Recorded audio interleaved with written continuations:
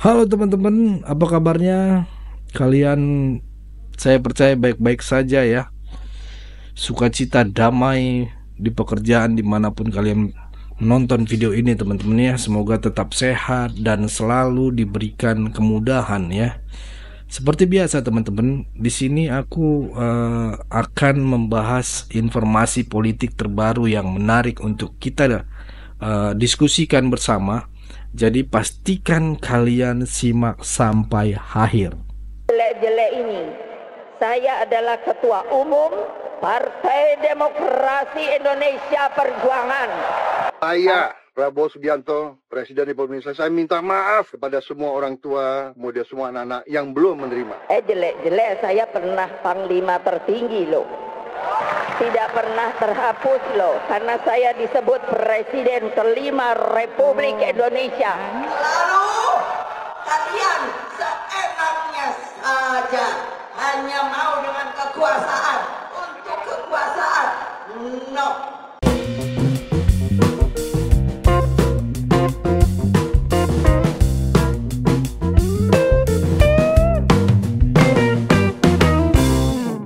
Makan bergizi ini secara fisik tidak mudah untuk segera ke seluruh rakyat. Untuk itu saya Prabowo Subianto, Presiden Republik Indonesia, saya minta maaf kepada semua orang tua, kemudian semua anak-anak yang belum menerima. Tapi saya yakini bahwa tahun 2025, akhir 2025, semua anak Indonesia akan dapat makan bergizi. Tapi bahwa tidak bisa seketika ini secara fisik tidak mungkin, secara administrasi tidak mungkin, ya. Proses mengamankan supaya uang yang dikirim tidak hilang, itu ada proses yang harus kita laksanakan. Dan untuk itu membutuhkan waktu. Tapi saya beri penekanan, diupayakan cari cara yang terbaik, tercepat, supaya semua anak-anak kita bisa merasakan. Tapi kalau belum merasakan, saya minta maaf. Tapi insya Allah akhir 2025, ini proyek yang sangat besar, tidak ringan, fisiknya tidak ringan. Tapi saya jamin dananya ada untuk semua anak-anak Indonesia makan. Dan yang sudah tidak perlu makan ya nggak apa-apa. Beri jatahnya kepada Bla bla bla bla bla. Lah saya bilang, karena jelek-jelek ini, saya adalah Ketua Umum Partai Demokrasi Indonesia Perjuangan. Pangkat lo apa sih? Jenderal. Jelek-jelek saya pernah Panglima tertinggi loh. Tidak pernah terhapus loh, karena saya disebut Presiden kelima Republik Indonesia. Sombong amat.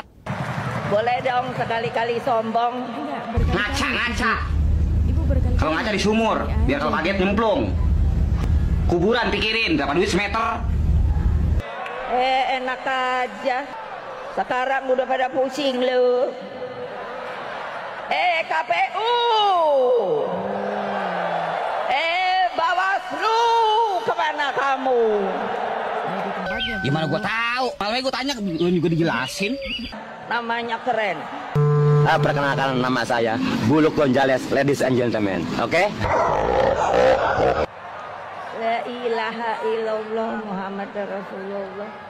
Siapa yang suka terima bansos? Angkat tangan. Jangan bohong. Tidak ada masalah.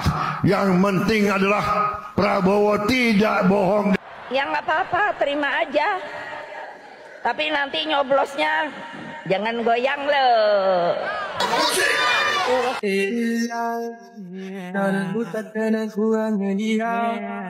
Aku sayang tapi kaya tak faham apa aku pendam. Kasih sakit dalam aku simpan. So sekarang kau dah dalam. Orang bansos tuh ya uangnya rakyat Jangan lupa lo.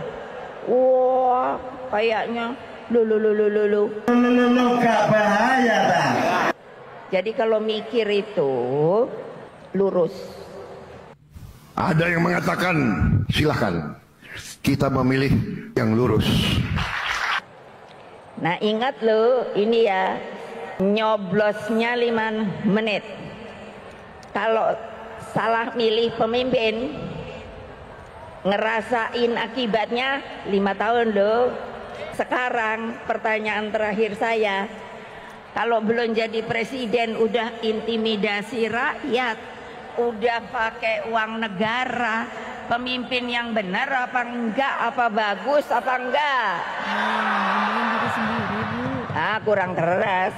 Sampai di sininya mau meledak. Kan ibu aja yang udah tua bisa. Tidak.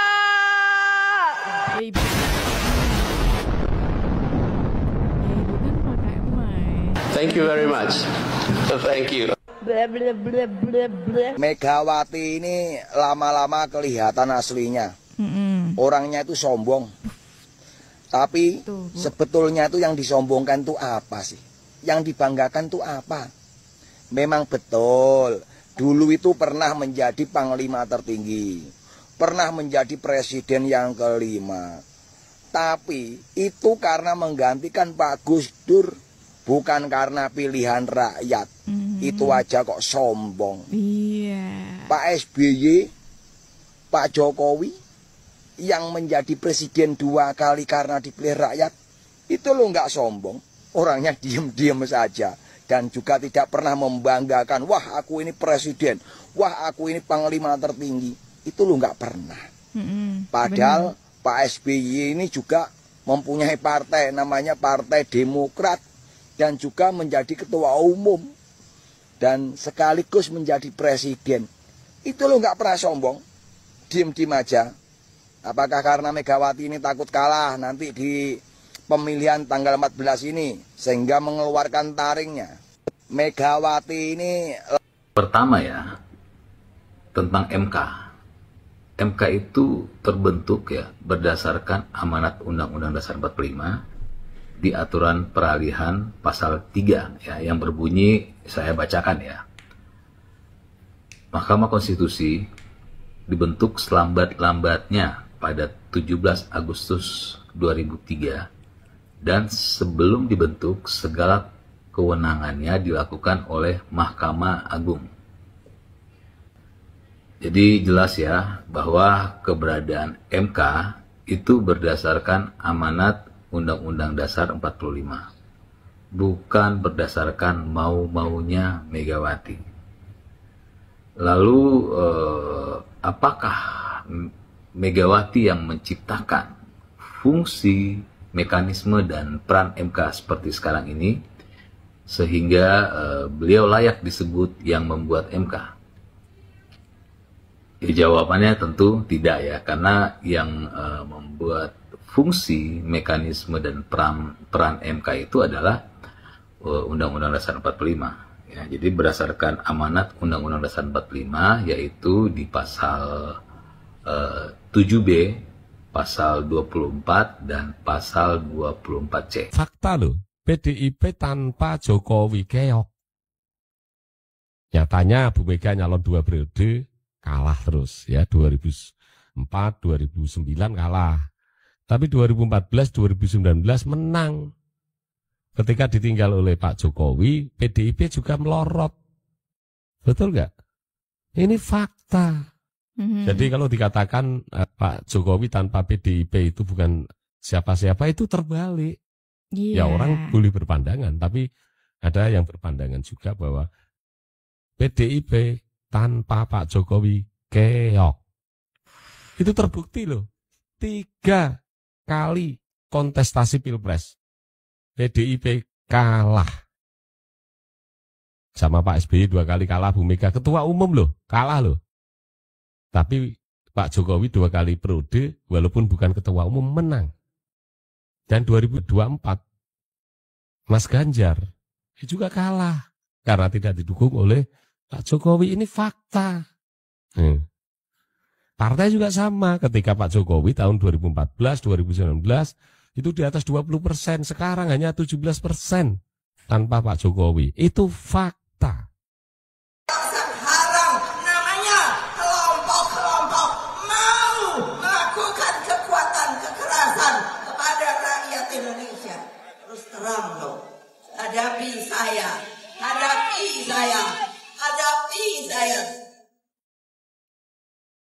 Dialog. Saya pun rakyat Indonesia. Saya pun yang punya tanah ini. Saya pun yang punya anak-anak saya di tanah ini. Saya pun mengalirkan darahnya dengan orang tua saya, kakek nenek saya,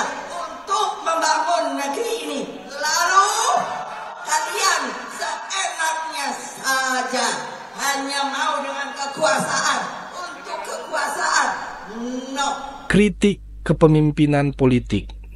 Ada sebuah pernyataan menarik yang ingin aku bahas hari ini, teman-teman ya. Kalau kita lihat lama memimpin sebuah partai ternyata tidak selalu menjamin kedewasaan dalam berpolitik. Kadang semakin teriak gitu ya, justru semakin tidak jelas arahnya. Contohnya ya, ada sosok yang merasa perlu terus mengingatkan orang akan pencapaiannya gitu ya di masa lalu gitu ya, seolah-olah haus validasi, padahal tanpa perlu diungkapkan berulang kali, orang-orang sebenarnya sudah tahu kok tentang statusnya. Pernyataan Prabowo soal makanan bergizi. Lalu ada juga pernyataan dari Pak Prabowo Subianto tentang program makan bergizi gratis ya untuk anak-anak Indonesia. Di sini Pak Prabowo meminta maaf karena program ini belum bisa menjangkau seluruh daerah. Menurut beliau, ini butuh waktu karena ada banyak tantangan fisik dan administrasi yang harus diatasi gitu ya. Tapi yang menarik teman-teman, ini menarik, Pak Prabowo juga menegaskan bahwa beliau tidak ingin masyarakat berterima kasih. Why? Kenapa? Karena menurut beliau memberikan hak kepada rakyat adalah tanggung jawab seorang pemimpin. Ini cara berpikir yang menarik, bukan? Ya. Gaya kepemimpinan yang berbeda. Kalau kita bandingkan, ada tokoh lain yang justru terus-menerus menonjolkan apa yang pernah mereka capai. Misalnya saya nih presiden kelima gitu ya, saya mantan panglima gitu, tertinggi gitu ya. Kesannya gimana ya, kesannya seperti terlalu sering membanggakan diri sendiri gitu ya. Tapi anehnya tokoh-tokoh lain seperti Pak SBY dan Pak Jokowi yang juga memiliki pencapaian besar cenderung lebih rendah hati, teman-teman. Mereka tidak sering menyebut-nyebut apa yang sudah mereka lakukan. Jadi ini membuat kita bertanya-tanya, apakah kesombongan itu perlu? Komen nanti di bawah teman-teman ya. Dari pembahasan ini kita bisa melihat bahwa gaya kepemimpinan sangat mempengaruhi cara rakyat menilai seorang tokoh. Ada pemimpin yang bekerja dengan tulus tanpa banyak bicara, dan ada yang terus menonjolkan pencapaiannya untuk mendapatkan pengakuan dari banyak orang. Menurut kalian, mana yang lebih pantas disebut sebagai pemimpin? Pemimpinnya ya pemimpin sejati ya teman-teman ya.